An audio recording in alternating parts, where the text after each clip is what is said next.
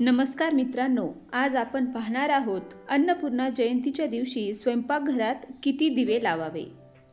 पंचांगानुसार अन्नपूर्णा जयंती मार्गशीर्ष महिन्याच्या पौर्णिमेला साजरी केली जाते। ही देवी पार्वतीला समर्पित आहे।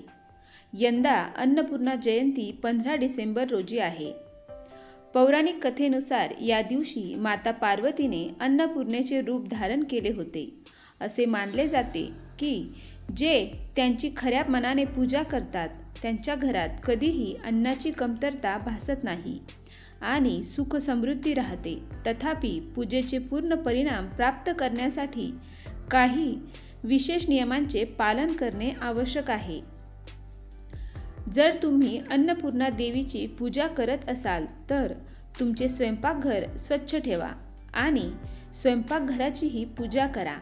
आता अशा स्थितीत अन्नपूर्णा जयंतीच्या दिवशी स्वयंपाकघरात किती दिवे ठेवल्यास व्यक्तीला उत्तम परिणाम मिळू शकतो हे आपण जाणून घेऊया। स्वयंपाकघरात पिठाचा दिवा लावा। अन्नपूर्णा जयंतीच्या दिवशी स्वयंपाकघरात पिठाचा दिवा लावावा असे मानले जाते की पिठाचा दिवा सर्वात शुद्ध मानला जातो। त्याचा दिवा लावल्याने माता अन्नपूर्णेचा आशीर्वाद व्यक्तीवर राहतो आणि माणसाला सौभाग्य प्राप्त होते।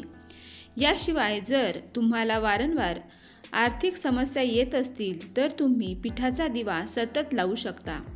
हे फायदेशीर ठरू शकते। स्वयंपाकघरात चौमुखी दिवा लावा। चौमुखी दिवा लावल्याने अन्नपूर्णा देवी प्रसन्न होते आणि घरात सुख समृद्धी येते। दिव्याचा प्रकाश पवित्रतेचे प्रतीक आहे आणि ते स्वयंपाकघर पवित्र बनवते।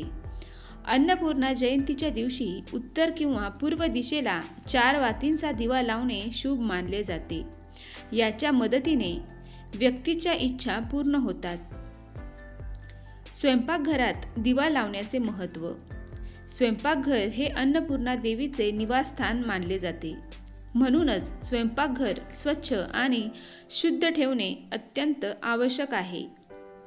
दिवा लावल्याने स्वयंपाकघरात पवित्रता आणि सकारात्मकता येते। फक्त तुपाचा दिवा लावावा आणि दिवा लावताना या पुढील मंत्राचा जप करावा।